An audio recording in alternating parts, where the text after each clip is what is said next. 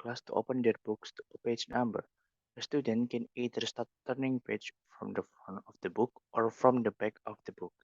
They always turn pages one at a time. When they open the book, page 1 is always on the right side. When they flip page 1, they see page 2 and 3, like this here. Each page except the last page will always be printed on both sides. The last page may only be printed on the front, given the length of the book. If the book is n page long and a student wants to turn to page B, what is the minimum number of pages to turn? They can start at the beginning or the end of the book. Given n and b, find and print the minimum number of pages that must be turned in order to arrive at page B. Let's see an example here. The length of the page number, the page count is 5, and we were going to go to page 3. Here you can going either from beginning, which turn 1, or behind, or end. It's it's also turn 1. Let's see another example here. This is not, there are 6 pages, and we were going to page 2. From beginning, we only turn 1 times. From end, we must turn 2 times. This is 5 and 4.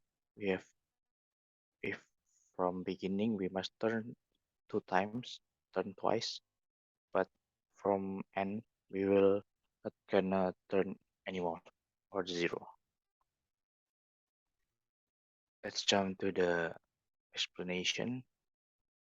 The key points is the first beginning page of book always fixed, which is the page number 1 is on the right side. But the two end page of books depends on the page count. When open a book, there always be 2 pages, except first beginning 2 page, even number on left side and odd number on right side. Our strategy is find out whether going to open from beginning or end by comparing difference between page count and considered page with between page count and considered page with middle page. Either open from beginning or end of books, we can use one function which to get page calculation. To get page count, subtract page count by 2 until meet lower limit. Lower limit value is either 1 or 2, depends on open the book from beginning or end.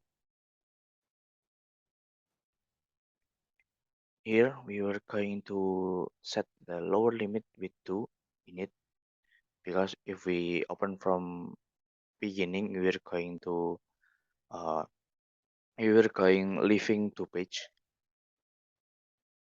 and get count function while the current page p is greater equal than the lower limit here. So the count is we were going to uh, subtract the p with 2 until it meets the lower limit here.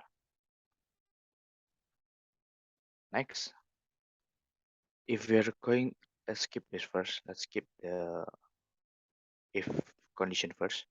Let's jump on to the return here. If we are going to open from beginning, all the default here,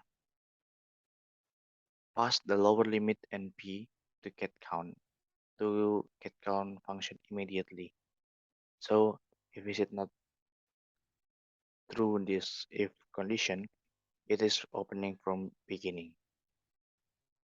Then when we go to from n, let's say here, if our p or considered page that we will going to find is greater than the middle page, which is page count divided by 2, then we will going to reassign the p with n minus p. So it is like uh, here, like here. So we divide the page number 2 here and minus 2 here. So we just like open this from start. Then if we set here, if it's an even number, we must set the lower limit is with 1. Why? This is only leave one page. If we set an odd number, even number here, we must leave two page. But this is only this is even number. We leave one page here. So the lower limit we set to one, and we go past. We invoke the get count. We pass the lower limit and p also, but uh, they are updated before in here. Let's jump to the code. In here, we will set lower limit with 2. Sorry, let's skip the get count function. In here, we will currently check if p is greater than n divided by 2, it is middle page. We will gonna reassign the p with n minus p. Then we will gonna check if n is an even. We will gonna set the lower limit to 1 here. Then we will gonna call the get count function. In here we will gonna pass the lower limit, pass the reference lower limit and p here. I will define the get count function lower limit. Here I use the pointer for the lower limit because the value didn't change for less memory, and the p I will get the copy because in here we will gonna change its value. So we will init count with 0, sorry,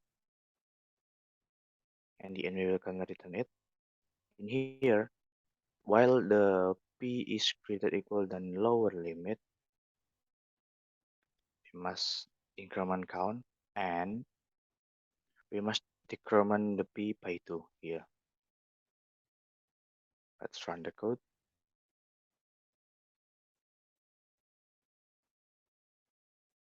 Oh, sorry,